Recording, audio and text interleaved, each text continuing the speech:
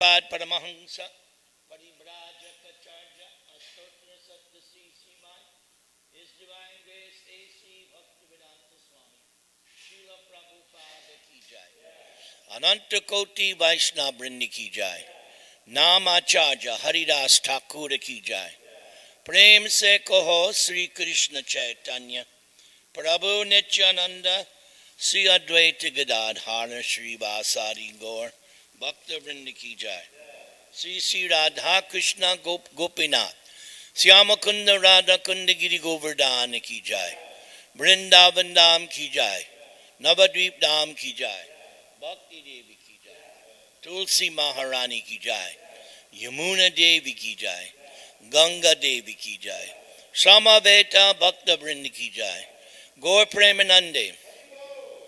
All glory is to the assembled devotees. All glory is to the assembled devotees. All glory is to the assembled devotees. All glory is to Sri Sri Guru and Gauranga. Nama Om Vishnu Padaya Krishna Preshthaya Bhutale Srimate Bhakti Vedanta Swaminiti Namane Namaste Saraswati Devi Gauravani Pracharane Nirvishesha Shunyavadi Pashchatyat Deshatarane. Today is the appearance day of Lord Varaha, Krishna's form as a boar. So the class will be on that subject matter. Om Namo Bhagavate Vasudevaya. Om Namo Bhagavate Vasudevaya. Om Namo Bhagavate Vasudevaya. So the verse that should be on the screen is from the 5th canto of Srimad Bhagavatam, the chapter, The Prayers Offered to the Lord by the Residents of Jambudweep, and the verse is number 35. Since it is a prose verse, I will chant the mantra, and then we will repeat the synonyms. Om Namo Bhagavate Mantra Tattva Lingaya Yagya Pratave Mahadvavarvaya Mahapurushaya Namak Karma Shuklaya Triyugaya Namaste. Om, O Lord, Nama, respectful obeisances, Bhagavate, unto the Supreme Personality of Godhead, Mantra Tattva Lingaya, who is understood in truth by different mantras, Yagya, in the form of animal sacrifices, Kratave, and animal sacrifice, Mahadvara, great sacrifices, of Yavaya, whose limbs and bodily parts, Mahapurushaya, unto the Supreme Person, Nama, respectful obeisances, Karma Shuklaya, who purifies the fruitive activities of the living entities, Triyugaya, unto the Supreme Personality of Godhead, who is full with 6 opulences, and who appears in 3 yugas, remaining concealed in the 4th yuga. Nama, my respectful obeisances, Te, unto you. O Lord, we offer our respectful obeisance unto you as the gigantic person. Simply by chanting mantras, we shall be able to understand you fully. You are yajna, sacrifice, and you are the kratu, ritual. Therefore, all the ritualistic ceremonies of sacrifice are part of your transcendental body, and you are the only enjoyer of all sacrifices. Your form is composed of transcendental goodness. You are known as Tri-Yuga because in Kali Yuga you appeared as a concealed incarnation, and because you always fully possess the three pairs of opulences. Purport. Sri Chaitanya Mahaprabhu is the incarnation for this age of Kali, as confirmed in many places throughout the Puranas, Mahabharata, Srimad Bhagavatam, and Upanishads. The summary of his appearance is given in Chaitanya Charitamrita as follows. Kali Yuge Lila Avatar Na Kare Bhagavan Ata Eva Tri Yuga Kari Kahi Tar Nam. In this age of Kali, the Supreme Personality of Godhead, Bhagavan, does not appear as a Lila avatar, an incarnation to display pastimes. Therefore, he is known as Tri-Yuga. Unlike other incarnations, Lord Sri Chaitanya Mahaprabhu appears in this age of Kali as a devotee of the Lord. Therefore, he is called a concealed incarnation, Chana avatar. Trinadapi Sunichena Tarodeva Sahishnuna Amanina Manadena Kirtaniya Sadahari Harinama Kevalam Klo Nastyeva Gatiranyata. So, in the Das Avatar Stotram, there is the third prayer which glorifies Lord Varaha. Vasati Dashana Shikare Dharani Tabalagna Shashani Kalanka Kaleva Nimagna Keshavadrita Shukara Rupa Jaya Jagadisha Hare Jai Jagadisha Hare Jai Jagadisha Hare. O Keshava, O Supreme Lord, who have assumed the form of a boar. O Lord, the planet Earth rested on your tusks, and it appeared like the moon engraved with spots.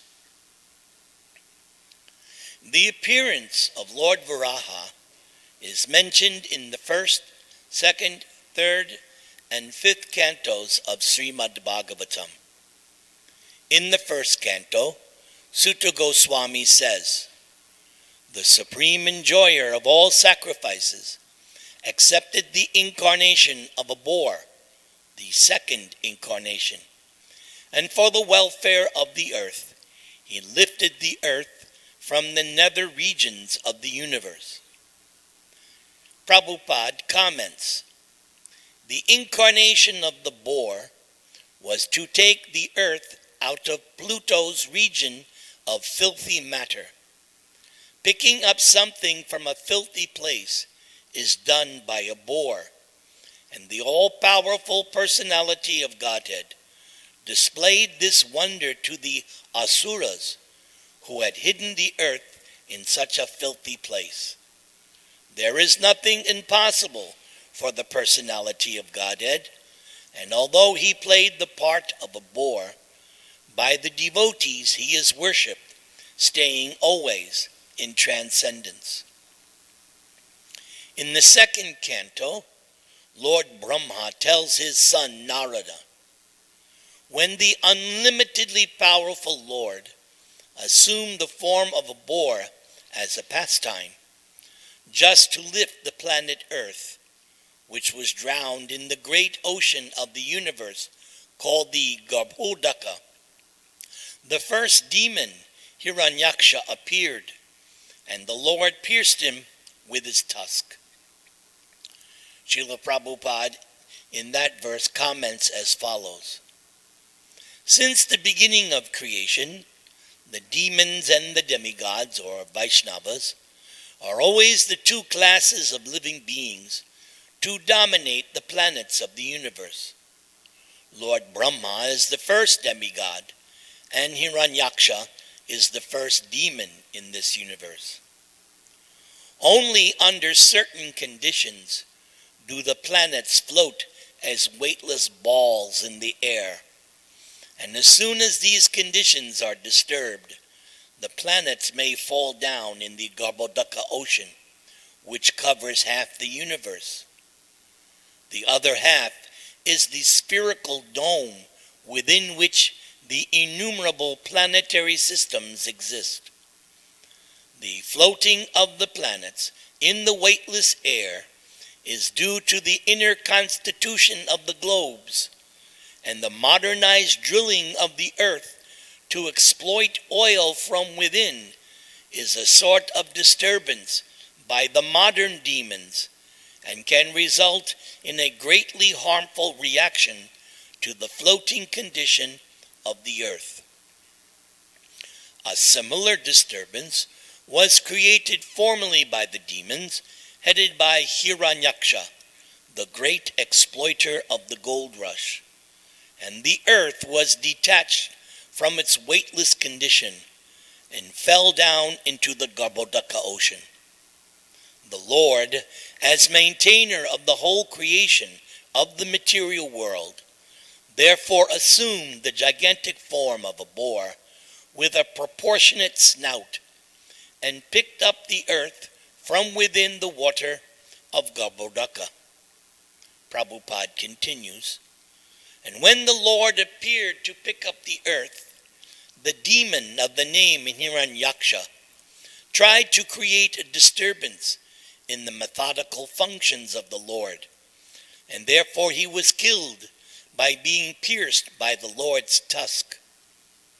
According to Srila Jiva Goswami, the demon Hiranyaksha was killed by the hand of the Lord.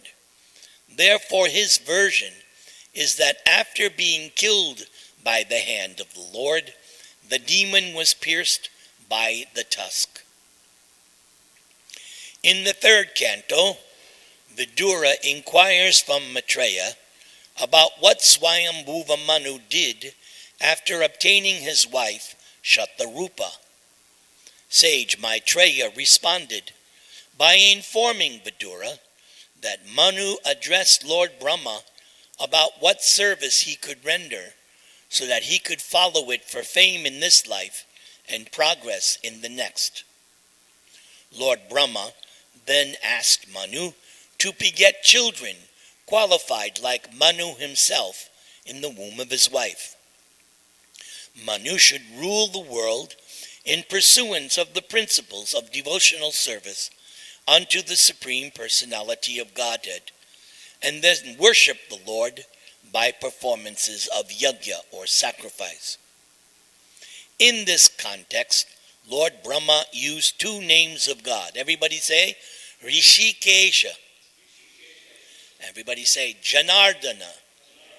After this, Swayambhuva Manu requested Lord Brahma to attempt to lift the earthly planet because she had fallen to the bottom of the Garbhodaka ocean. Brahma then gave his attention for a long time as to how the earth could be lifted. He concluded that it would be best to let the Almighty Lord direct him. All of a sudden, while Brahma was engaged in thinking, a small form of a boar came out of his nostril. The measurement of the creature was not more than the upper portion of a thumb. And while Brahma was observing him, that boar became situated in the sky in a wonderful manifestation as gigantic as a great elephant. Struck with wonder at observing the wonderful boar-like form in the sky, Lord Brahma, with great brahmanas like Marichi, as well as the Kumaras and Manu, began to argue in various ways. While Lord Brahma was deliberating with his sons, the Supreme Personality of Godhead Vishnu roared tumultuously like a great mountain. The omnipotent Supreme Personality of Godhead thus enlivened Lord Brahma and the other highly elevated Brahmins by again roaring with his uncommon voice, which echoed in all directions.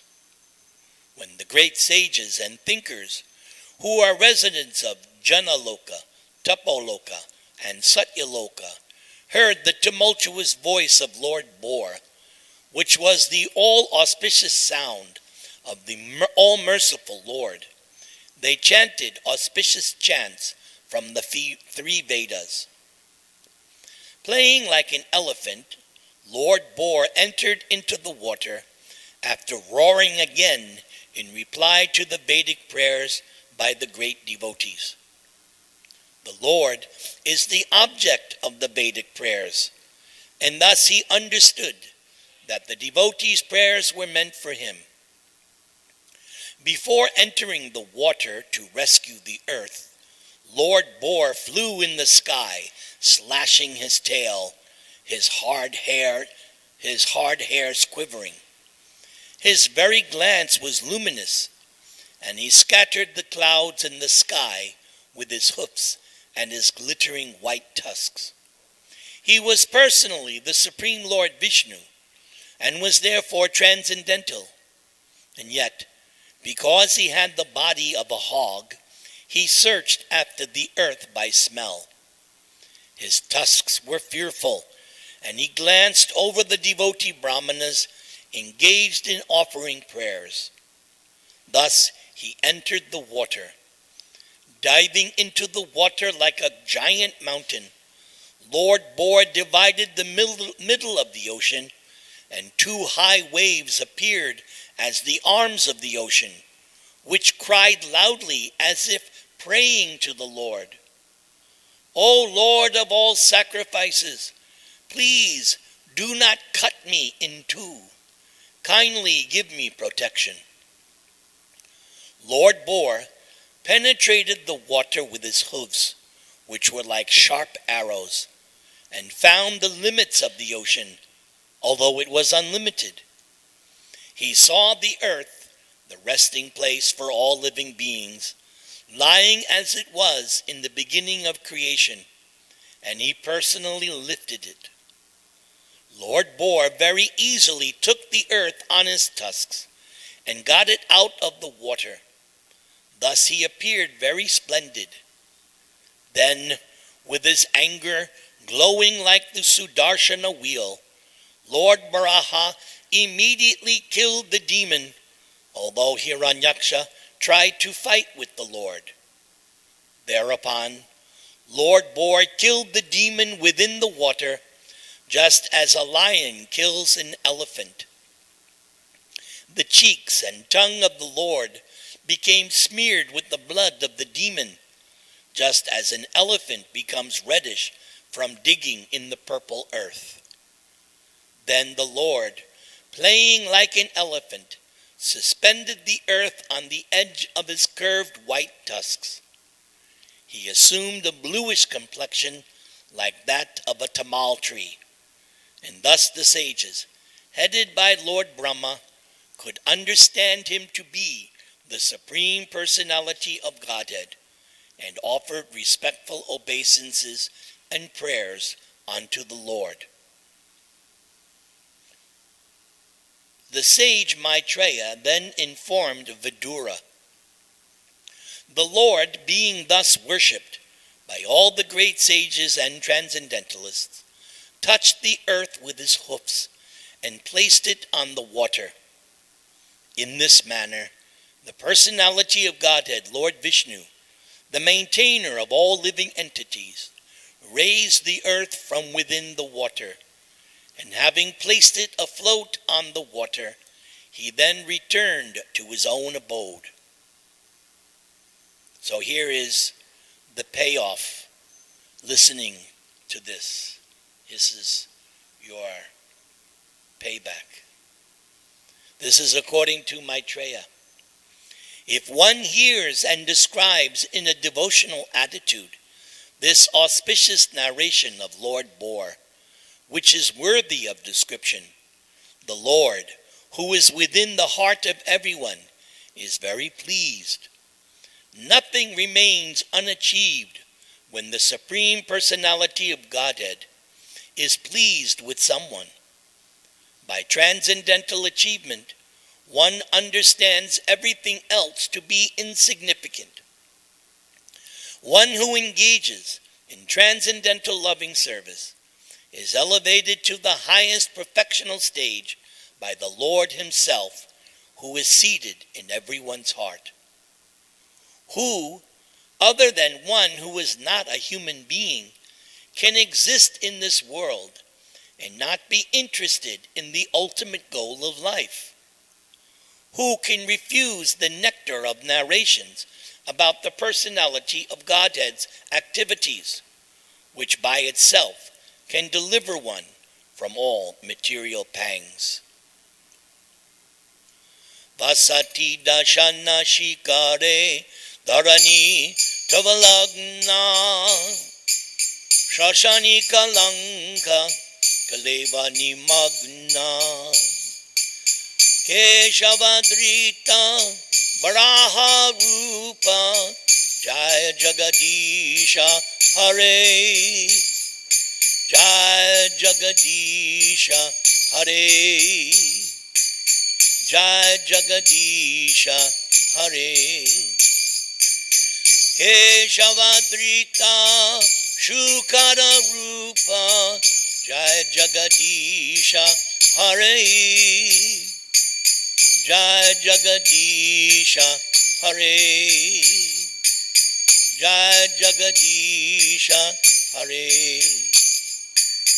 Jai Jagadish Jai Jagadish Jai Jagadisha Hare. So going back to the verse from the 5th canto, there are some nice words here. So the one phrase, mantra tantva lingaya, who is understood in truth by different mantras. So this is our basic preaching ideology or theology. We are known as the Hare Krishna movement. Prabhupada gave in his Back to Godhead magazine, it says right there, the magazine of the Hare Krishna movement. So we should always remember that this is our movement. This movement that we belong to is meant to propagate the chanting of the Hare Krishna Mahamantra. Hare Krishna, Krishna Krishna, Hare Hare, Hare Rama, Rama Rama, Hare Hare. And it is our philosophy, as given to us by Lord Chaitanya, that simply by chanting the holy name of God, everything will be revealed. No other external process is required.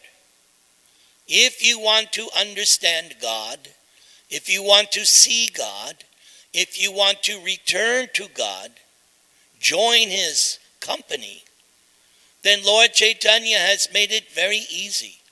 Hare Nama, Hare Nama, Hare Namaiva Kevalam, Kalo Nastyeva, Nastyeva, Nastyeva Gatiranyata. There is no other way. There is no other way. There is no other way in this age of Kali.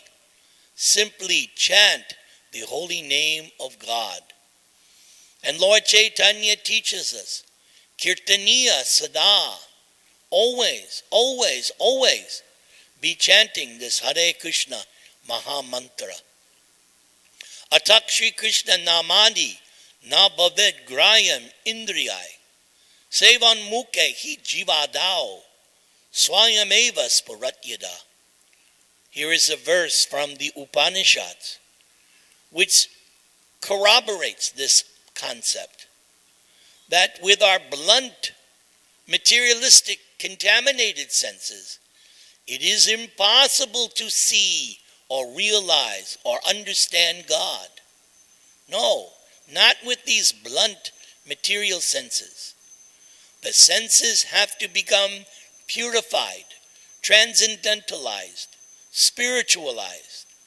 Therefore, Lord Chaitanya's first instruction, Cheto Darpana Marjanam, cleanse the mirror of the heart, cleanse the dirt from the mind. So this verse, Atakshi Krishna Namadi Nabavid Grayam Indriyai. When we talk about God, our understanding of God is the most comprehensive understanding of God that you can find in any theology. No one compares to the completeness of our theology of God. Our understanding of God is that He is absolute. His name, His sound, His person are the same. There is no duality. So when we say this name, Krishna, Krishna is actually dancing on the tongue. So it says, Namadi, beginning with the name. So then Krishna's name, fame, form, pastimes, entourage, characteristics, qualities, paraphernalia, they're all absolute, all transcendental. But realization begins with realization of the name, Namadi. So we stress in our movement, Lord Chaitanya stresses, Srila Prabhupada stresses, and those who are faithful followers also stress. It's the holy name, the holy name, the holy name. The senses will have to become purified. And then in the second half of the shloka, Sevan mukehi jivadao. The purificatory process begins with the tongue. And that is why, besides chanting, another very important item is what we allow the tongue to taste. The two functions of the tongue wants to wag, wants to vibrate. Everybody wants to talk. Otherwise, why is the cell phone business a $1 billion industry? People want to talk all day long. So, that talking or vibrating has to be in relation to Krishna's name, fame, form, pastimes, entourage, paraphernalia, characteristics, entourage. That is the proper use of the tongue. We are studying the second canto, so we will come, when we come to the third chapter, I believe, the unchaste tongue. Yes, the unchaste tongue does not talk about Krishna, but talks about other subjects. And the unchaste, and then the other part of the tongue's proclivities is to taste. The tongue wants to taste varieties. There's not one kind of food. There are varieties of tastes. Sweet, sour, salty, pungent. So many different permutations and combinations just to satisfy the taste buds. So the tasting proclivity has to be in relation with Krishna. Therefore we eat Krishna prasad, food that is offered to Krishna. And it is Lord Chaitanya's principle that prasadam should be sumptuous prasadam, and everyone should take, what do we say every day, to our full satisfaction.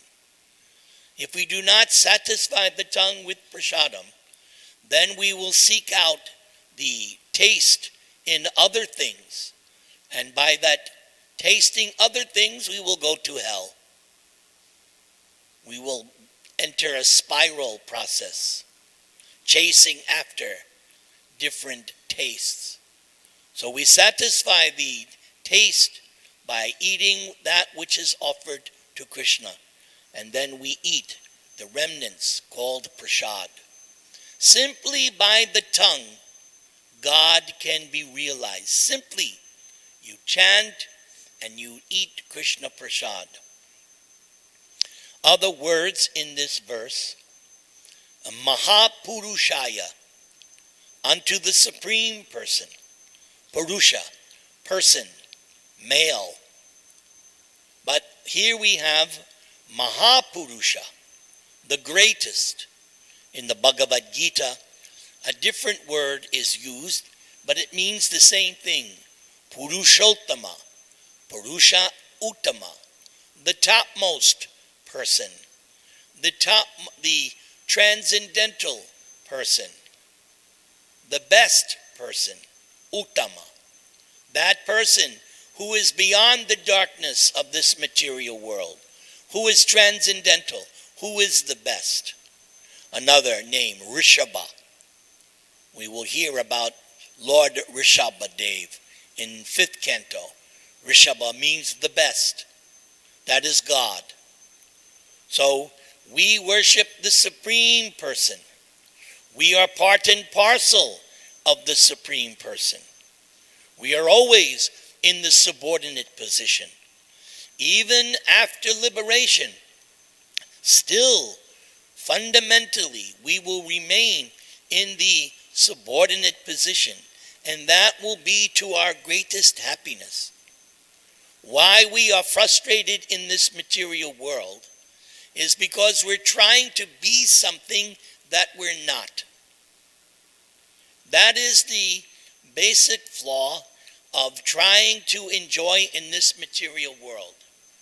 We're attempting to do something that is impossible because we are not the enjoyer.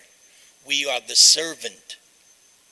But this idea of servant is very detestable to the conditioned soul, because the conditioned soul has come here in order to imitate the enjoyer. That's why we're here, trying to imitate, want to feel what it's like to be the Supreme Person. So Krishna has created a playpen. He has created an illusory world where everyone is an illusion, thinking, I am great, I am this, I am that. But then death comes and we realize, no, I'm not. I'm not who I thought I was. So when we come to Krishna consciousness, we understand, I am not the Supreme Person. I am simply the insignificant servant of the Lord. As Lord Chaitanya prays in his Shikshastakam prayers, Ayi Nanda Tanuja Kinkaram, Kinkaram, I'm your servant. Ayi Nanda Tanuja Kinkaram, Patitang, but I have fallen. Patitang Mang Vishame, I have fallen into this horrible ocean of material existence. I have fallen. I'm your eternal servant, but somehow or other I have given up that conception, wanting to be the enjoyer. Ayinanda tunajikinkarang patitang mang vishame bhavam budao kripaya tavapada pankaja. But my Lord, out of your causeless mercy, kripaya, you kindly pick me up and situate me. Now listen to the language Lord Chaitanya uses. Kripaya tavapada pankaja stita dhuli sadrishang vichintaya. This last line makes it very clear. how we should think of ourselves. I am simply kinkara, servant. Patitang, I have fallen. But my Lord, I am praying to you. Please pick me up and place me as one of the insignificant atoms at your lotus feet. Insignificant. Nobody in the material world wants to be told, you are insignificant. No, everybody in the material world wants to think I'm special. Everyone, man, woman, right? Valentine's Day is coming. They'll get a card. Oh, you're so special. You're so wonderful. No, you're not. That is an illusion. It's Maya. It's an illusion. No. Lord Chaitanya is making it very clear. At least he wants that conception. Lord Chaitanya says, no. Kindly consider me an insignificant atom at your lotus feet. This is Krishna consciousness. This is coming out of illusion, the reality. What is the truth? Krishna consciousness is all about the truth, not about fake news. No. What we study here in this Bhagavatam is absolute truth. It's true, past, present, future. It'll always be true. I will always be the insignificant servant of God. It's not going to change. Even I'm in the spiritual world, I'm still going to be the insignificant servant of God. But that's okay, because Lord Chaitanya is teaching that is where your real happiness, your real pleasure will be found when you consider yourself as such. Then, Tri Yugaya, we are quickly coming upon the appearance day of Lord Chaitanya Mahaprabhu. Tomorrow, we will celebrate the appearance of Lord Nityananda, Lord Balaram himself, Krishna's first expansion, Krishna's elder brother. That seems contradictory, but that's okay. But Lord Balaram appeared as Lord Nityananda, Nitya Ananda, eternal pleasure. Lord Nityananda has that conception that I am simply the eternal servant of Lord Chaitanya, and that gives him great ecstasy. When he meditates and thinks of himself as the eternal servant of Lord Chaitanya Mahaprabhu, he experiences the greatest bliss, Nityananda, Nitya, eternal bliss. Bliss is different from happiness. Happiness has a beginning, middle, and end. But Ananda is different. Ever increasing happiness. Ever increasing. It does not wane. It is the waxing moon of auspiciousness. So Lord Nityananda embodies that. So, Lord Chaitanya is Krishna, but he's not Krishna coming as God. He's coming as servant of God. That is why it is said here in Chana avatar, hidden, disguised, concealed. This concept of Chana avatar is also expressed by Prahlad Maharaj when he's glorifying Lord Nrsingadev in the 7th canto. He also will refer to the Lord that, my Lord, you appear, but sometimes you appear as a hidden or concealed incarnation. Gupta, Chana avatar, the disguised. He's God, but he has disguised that position of God and taken the position of servant of God. And if you read nicely the 6th chapter of the Adi Leela, the glories of Advaita Acharya points out that this understanding of I am the eternal servant of God is actually a higher ecstasy than being God.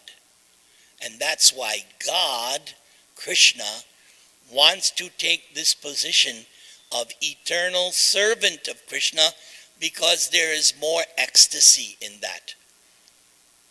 We learn in the Adi Leela, chapter 4, that Krishna looks at Radharani and sees. Krishna thinks, I am the reservoir of all pleasure. But how is it that Srimati Radharani enjoys more than me? Krishna cannot understand. In order for him to understand how Radharani seemingly is enjoying more than him, he has to take her position. Therefore we have the understanding of Gauranga, Gaurasundara, God, Krishna, taking the position of his topmost servitor, Srimati Radharani. And in this way he can understand what it is to experience the highest ecstasy. So the Lord, because he does not appear in this Kali Yuga as it was mentioned, as a Leela avatar, then he takes this hidden position as Lord Chaitanya Mahaprabhu. Hare Krishna, Krishna Krishna, Hare Hare, Hare Rama, Rama Rama, Hare Hare. Anybody want to chime in? Brigupati, I thought you had a question. What's that? Not on topic, okay. Yes, Prabhu. Thank you very much for the wonderful class, Prabhu. So sometimes we can see the meteors at night. The meteors at night. So meteors, at night. Meteors at night. Okay. So I'm just wondering, when the earthly planet was fallen to the Garbhodakasha ocean, was it also like the meteor or not? Well, unless I read it directly, I was trained many, many years ago. I was chastised by my sannyasi who I was living under. Do not speculate. And that was later confirmed when I was working here in Westwood as a bookkeeper. And my boss chastised me. He said, in accounting, you do not assume anything. You work with what you have. And then he made a little diagram. When you assume, you make an ass out of me. So we do not assume, we do not speculate. So I don't recall reading that. I'm not sarvagya, I don't know anything. But unless I have read something like that, I shall not comment. Thank you very much, Prabhu. Yes. So, in a spiritual world, we have a relationship with Krishna and we feel a highest ecstasy of being servants of Krishna in spiritual world, and we fall down. So they are saying then, because of free will, we choose to not be with Krishna. But my question is, how is possible? No, I can finish. We already feel a highest ecstasy. So how is possible, despite free will, then this kind of thoughts, then something else, then this higher ecstasy already we filled with Krishna, then something else is higher than that, what we already have it. So, we have free will, always. So Prabhupada explains this. Sometimes we want to imitate. We want to know what it's like to be Krishna. Just as Krishna wants to understand what is Radharani, we are part and parcel of Krishna. We have all the propensities of Krishna to a very minute degree. So sometimes the living entity wants to experience what would it be like to be Krishna. And that's when we begin. Now, how that can be, that's inconceivable.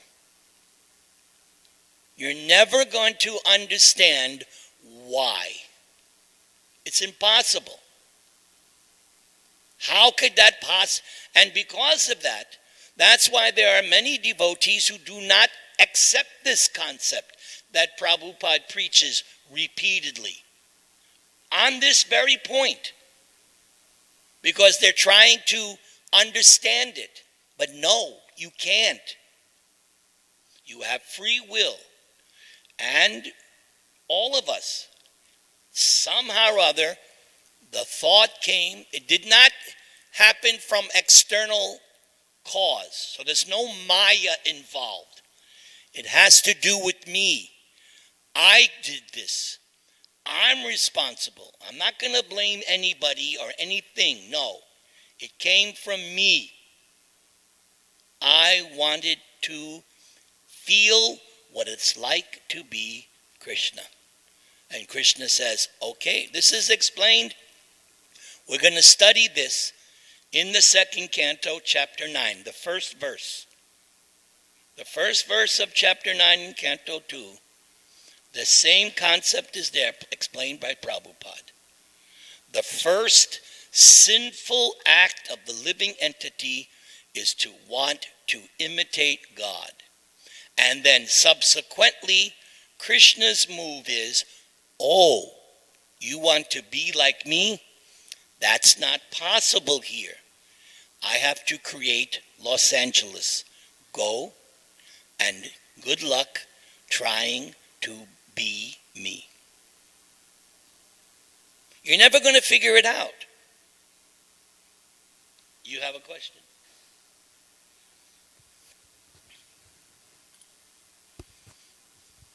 Hare Krishna. Thank you.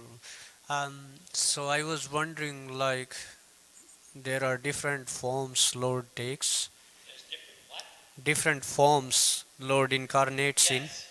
So this form seems like very unusual, like the boar form. I was wondering if you could tell a little bit Yes. more.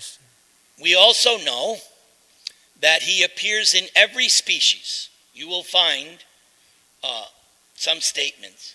He appears in every species. Now, I'm pretty sure it was mentioned. If not, I should have mentioned that the Lord, the business was to rescue the earth. So he took up that form of the boar with the tusks in order to scoop the earth from the bottom of the Garbhotak ocean. So, regardless of the form, it is still all attractive, all beautiful.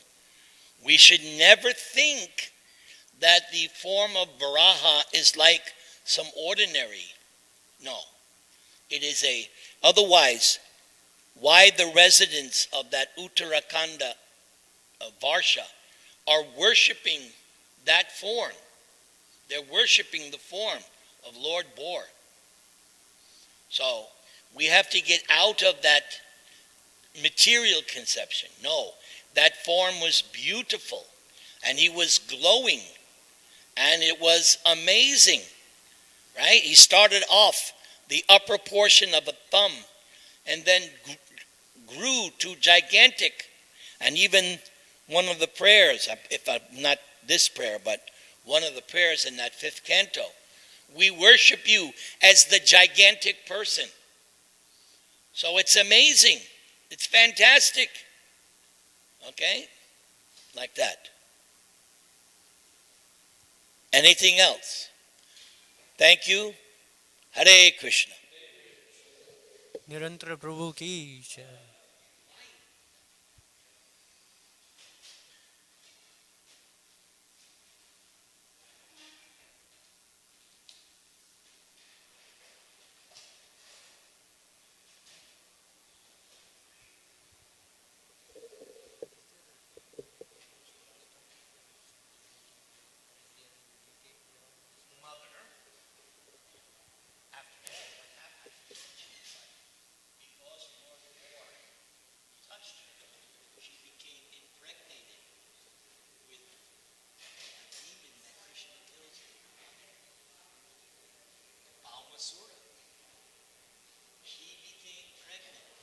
Simply by the touch of Lord Or, she gave birth to that demon, Balmasura. Captured the 16,000, yes. He's also called Naraka Asura.